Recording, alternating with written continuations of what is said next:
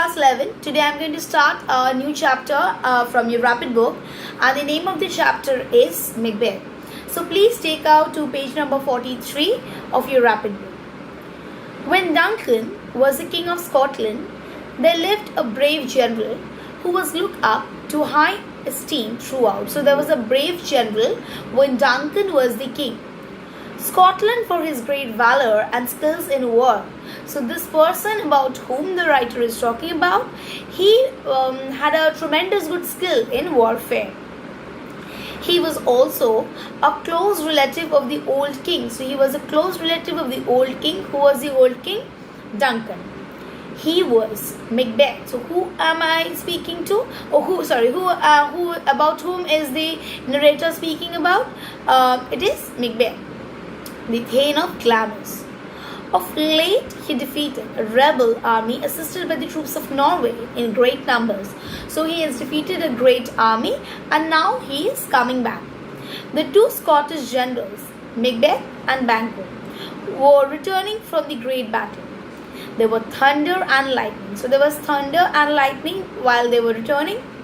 On the way, they were stopped by the strange appearance of three figures that looked like women except they had beards. So they were stopped by three women who had beards, and their withered skin and wild dresses made them look like unearthly creatures. So they looked like a devilish creature. They were not like a proper human being.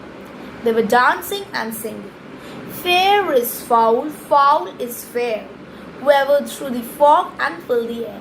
So fair is foul, what is good is bad, and what is bad is good. The opposite. Who else but the devilish creatures can see like this?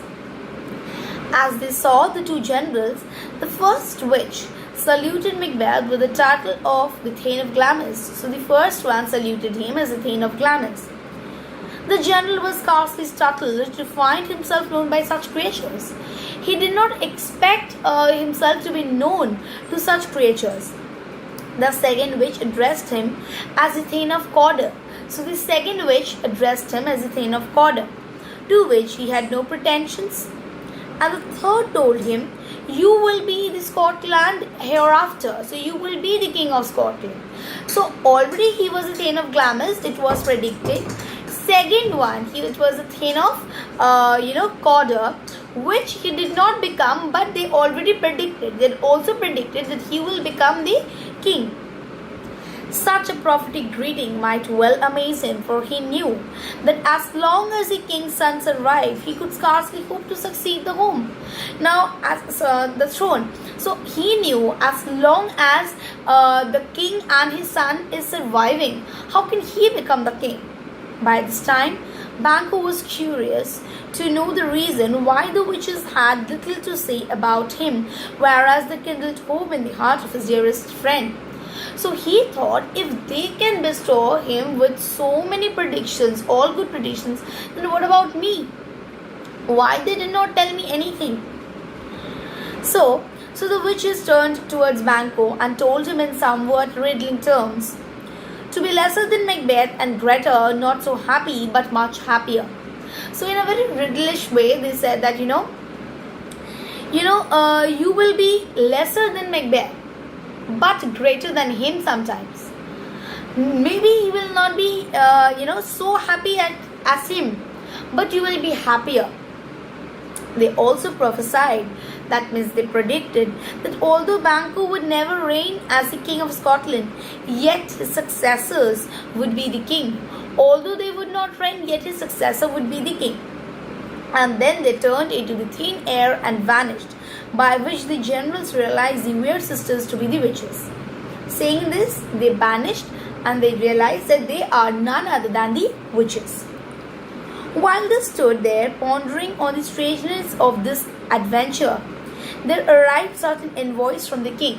When they were thinking that what has happened, then there was the envoys, some people from the king, who were empowered to confer upon Macbeth the title of the Thane of Cawdor.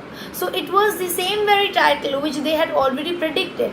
So their second predictions have already come true. It was an event so miraculously corresponding with the predictions of the witches that Macbeth stood there wrapped in amazement. he couldn't think of anything because he's got the prediction that he will become the kind of Corder, and eventually he's going to become the King of Scotland. Unable to respond to the greetings of the envoys, hopes began to swell in his heart as he was now thinking of the prediction of the third witch. So obviously his first predictions have come true, second prediction has come true. Obviously he is now thinking about the third prediction. Do you not hope that your children will be the king of the future? Since what the wishes promised to be me has so wonderfully come to pass. So he is asking Banquo, so don't you hope that even your successors will be the king? Like all my predictions have come true, so eventually your predictions are also going to come true. That hope, replied Banquo, might enkindle you to aim at the throne. But often sometimes these ministers of darkness tell us the truth in little things to betray us into the deeds of the greatest consequence. So he's saying that's the hope. Often all these creatures tell us truth, and to accomplish that we sometimes betray so many things. Okay, and this can lead to different kind of consequences. However, the prophecies of the witches had sunk deep into the mind of Macbeth. He told his wife about the prediction of the three witches and also its partial accomplishment. Lady Macbeth was extremely ambitious woman. She spurred on the reluctant purpose of Macbeth, who felt compassion at the thought of blood. So he told his wife about everything, and she was a driving force. She wanted him to become the king, and even though he lacked confidence, she was the driving force behind him. It happened that at the time King Duncan came to visit Macbeth's castle along with his two sons, Malcolm and Donald Bentley's Adeline, and a numerous friends in attendance to honor Macbeth for his triumph against the rebels. So they had come over here, and what is the reason of their arrival? They had all come in order to bestow Macbeth with all the titles for his great achievement. In Inverness, the castle, and Duncan had come with his two sons in Macbeth's castle.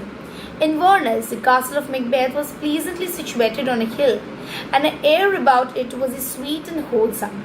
The nests that the swallows or the martlets had built under all the jutting friezes at bursts of the building. The king was extremely pleased as he entered the palace, not only for its wonderful ambience, but also due to the attention and the respect of his hostess, Lady Macbeth, who had developed the art of camouflaging her treacherous purpose with smiles and charming etiquette. So when he had entered, he was very delighted to receive such a nice hospitality by the hostess.